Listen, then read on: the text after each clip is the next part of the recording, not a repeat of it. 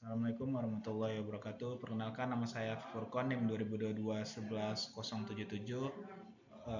Saya akan presentasikan tugas dari sistem kontrol digital dan optimal. Yang pertama yaitu open loop dan closed loop. Sistem kendali merupakan aspek penting dalam berbagai bidang termasuk industri manufaktur, otomotif, dan penerbangan. Sistem ini memungkinkan kita untuk mengendalikan dan mengatur berbagai proses, perangkat, dan mesin.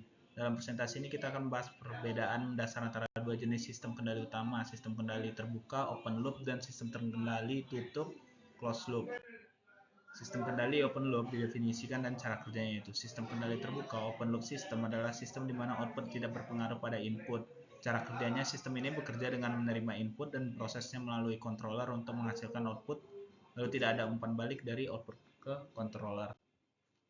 Kelebihan dan kekurangan sistem open loop yaitu kelebihannya sistem open loop sederhana, murah, dan mudah diimplementasikan. Sedangkan kekurangannya itu sistem open loop tidak akurat, tidak adaptif, dan perlu kalibrasi yang tepat di awal. Sistem kendali closed loop, definisi dan cara kerjanya. Sistem kendali tertutup yaitu closed loop system adalah sistem di mana output diukur dan umpan balik dikirimkan kembali ke controller. Cara kerjanya itu controller membandingkan output aktual dengan input yang diinginkan dan melakukan koreksi jika diperlukan. Komponen utama pada sistem closed loop yaitu ada controller, aktuator, sensor, serta feedback elemen. Controller memproses input dan umpan balik untuk menghasilkan sinyal kendali. Lalu aktuator mengimplementasikan sinyal kendali untuk mempengaruhi output. Sensor itu mengukur output aktual, dan feedback elemen adalah mengirimkan sinyal dari sensor kembali ke controller. Kelebihan dan kurangan sistem closed loop yaitu kelebihannya sistem closed loop ini lebih akurat, adaptif, dan kurang sensitif terhadap gangguan. Kekurangannya yaitu sistem closed loop lebih kompleks dan lebih mahal dan lebih sulit diimplementasikan. Contoh aplikasi sistem closed loop dan open loop di berbagai industri. Pada open loop itu terdapat pengatur waktu atau timer, sistem sprinkler otomatis. Lalu pada closed loop ada robotika, sistem kendali pesawat terbang, kendaraan otonom. Perbandingan open loop dan closed loop dari segala aspek seperti umpan balik, kompleksitas, akurasi, biaya, dan respon terhadap perubahan.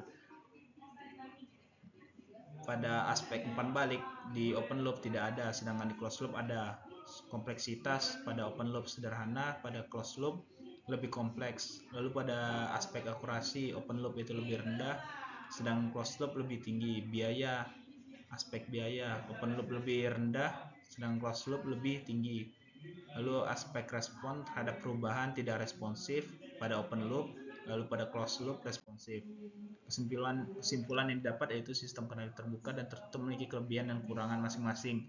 Pemilihan sistem yang tepat bergantung pada faktor seperti biaya, akurasi, kompleksitas, kebutuhan adaptasi, dan risiko gangguan. Memahami konsep ini penting bagi insinyur dan praktisi di berbagai bidang untuk merancang sistem kendali yang efektif dan efisien. Sekian, terima kasih. Assalamualaikum warahmatullahi wabarakatuh.